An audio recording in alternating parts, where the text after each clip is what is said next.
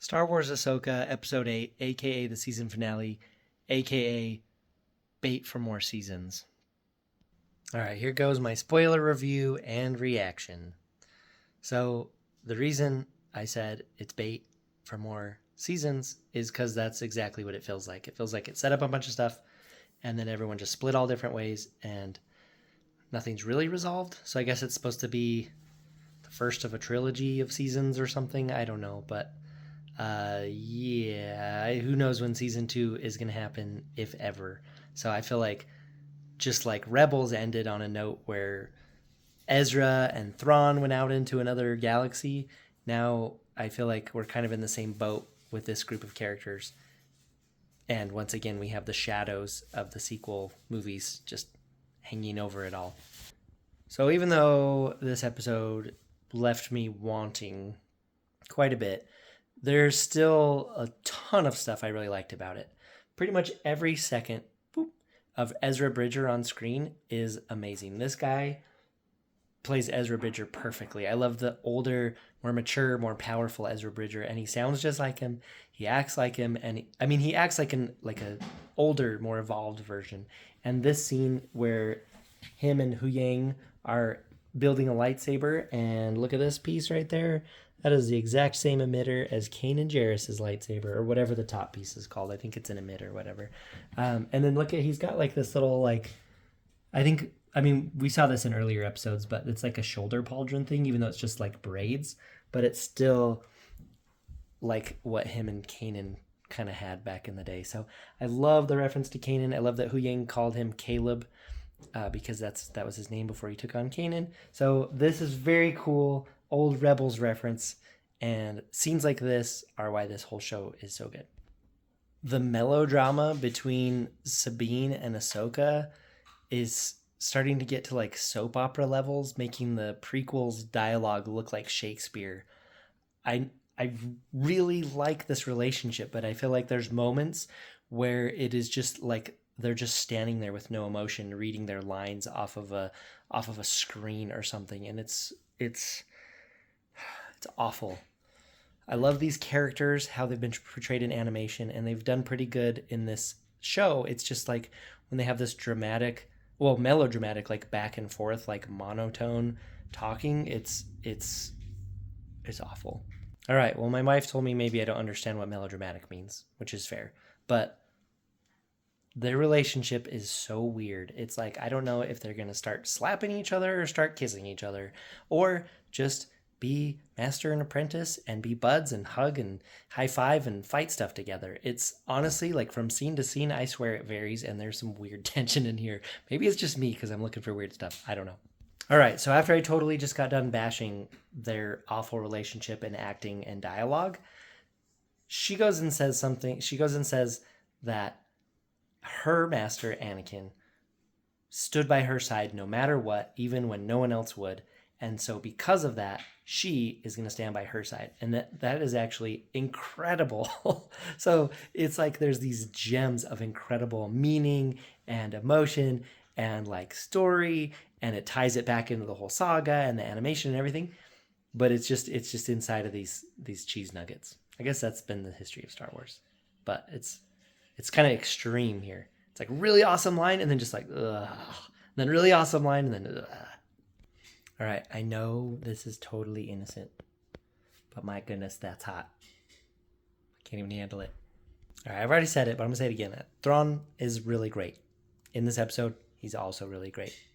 And it is an absolute joy to see Sabine, Ahsoka, and Ezra back together on the screen. And then I don't want this to be too negative, but the cool stuff I feel like is obvious, so I'm pointing out the negative stuff. So it's cool that Thrawn is shooting turbo laser batteries down at these people on the planet, but then it looks like this.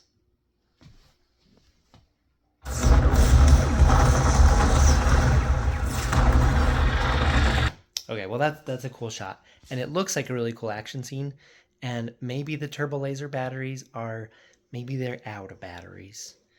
So gun batteries out of batteries, I don't know, but they're just such little explosions, just pew pew, little pile of dirt shooting up, just pew pew pew.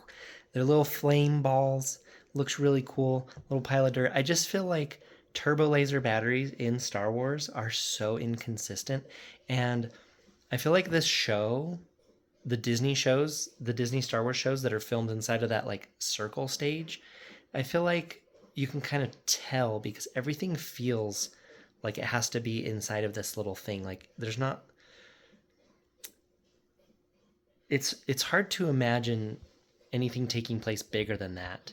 So I feel like the show kind of has like a narrow feel because I know that it's made on that soundstage. Like I don't feel like the Mandalorian felt that way, but they kind of got away with it because it's just like one guy. But anyway, these explosions, while I do love explosions, they just seem so little for turbo laser batteries.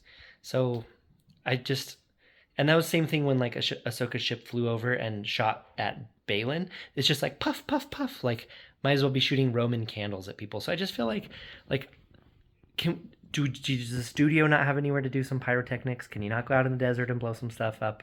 Like, I mean, I guess they can't make explosions inside that look good. It just feels like everything is on like mild mode. Like everything's a little bit slower, and just everything like anything that is practical is like a little bit smaller. So I don't know. Tell me if that makes any sense or if you've observed any of that.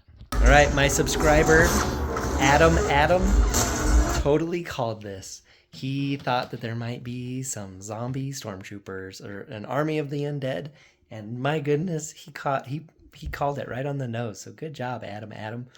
I did not think there was going to be undead stormtroopers, but I guess that's kind of par for the course when you get the witches, though. So that's a very Clone Wars series minded comment that he had.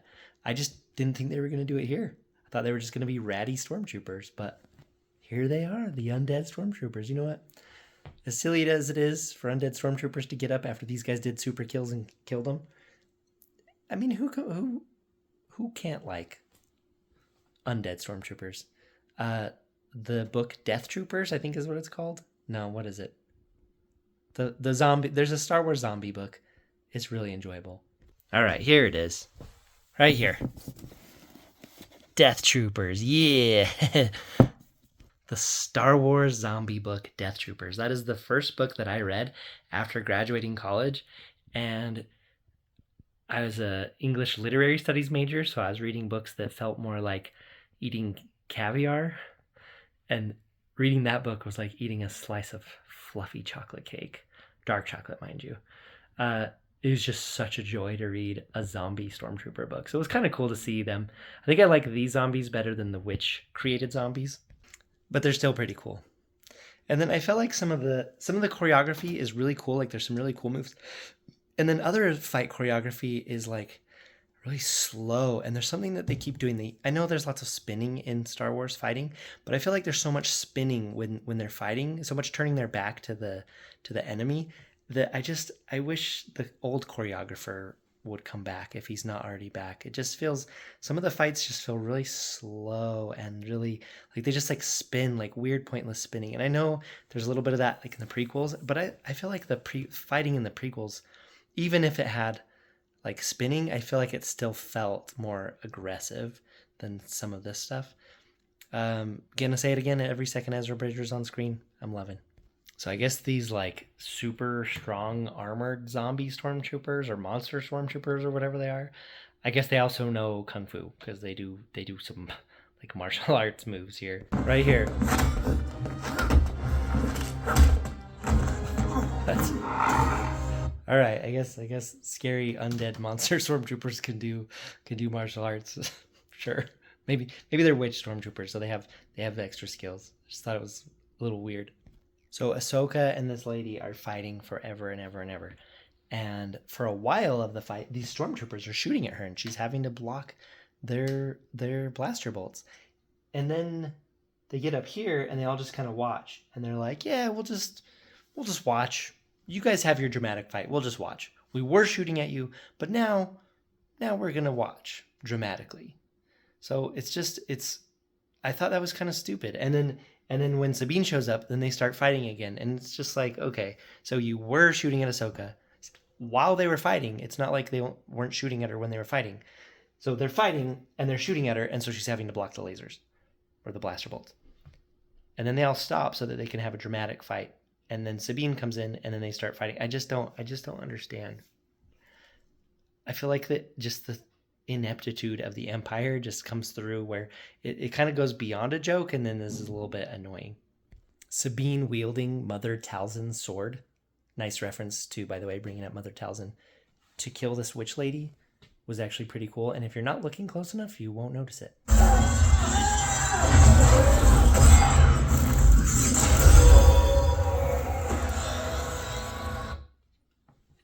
So is she going to keep that blade?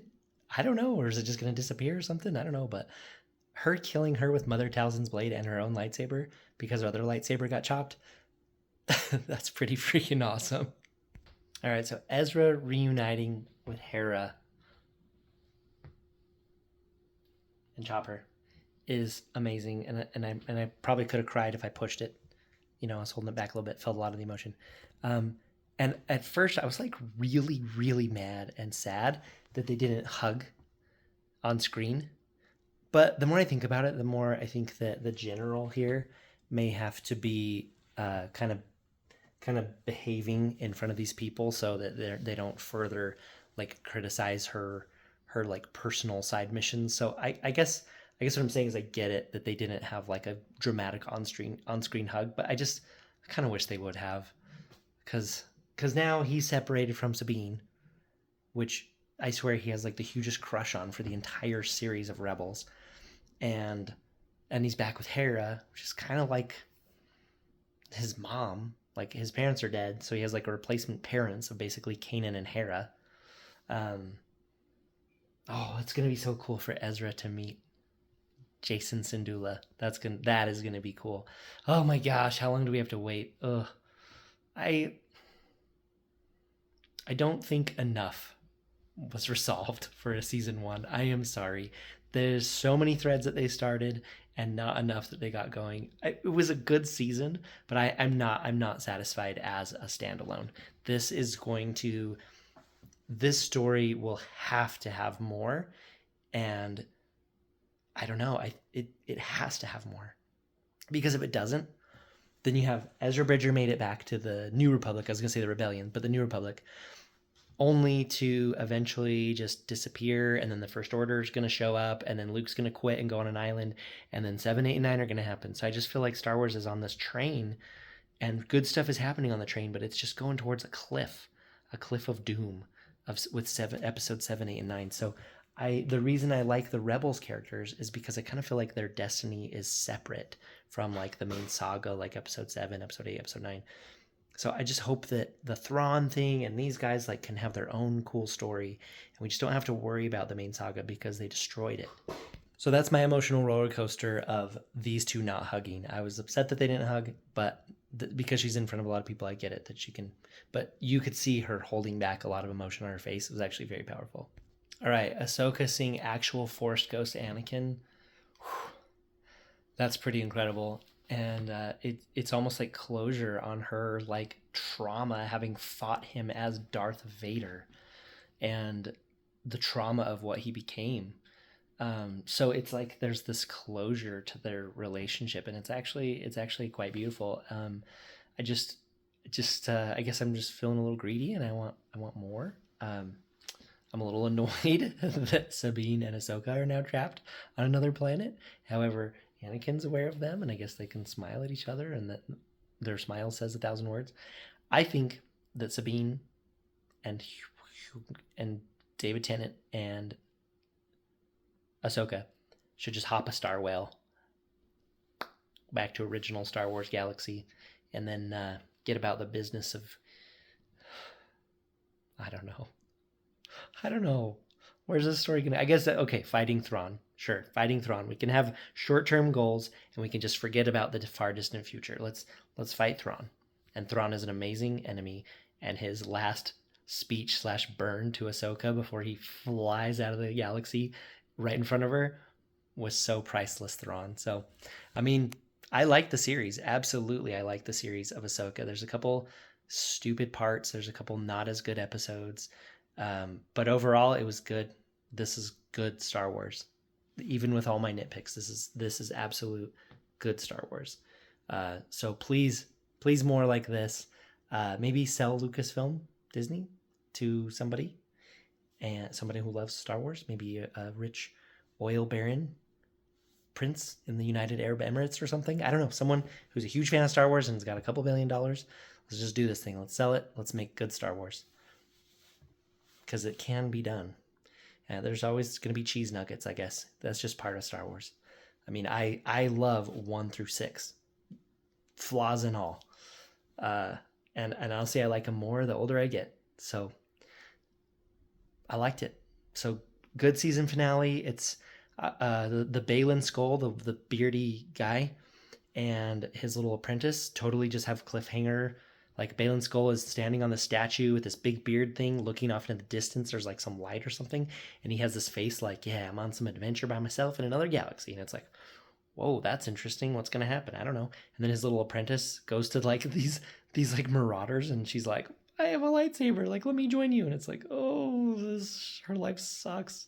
So I want more. So I guess that's a good answer. But I do feel like it was just so much setup. I think we need like one more episode maybe, or I don't know. There's just so much left hanging. However, the stuff that got resolved is Ezra getting home. I guess Ahsoka and Sabine being alone on a planet, and Ahsoka's relationship, and Thrawn getting back to cause trouble.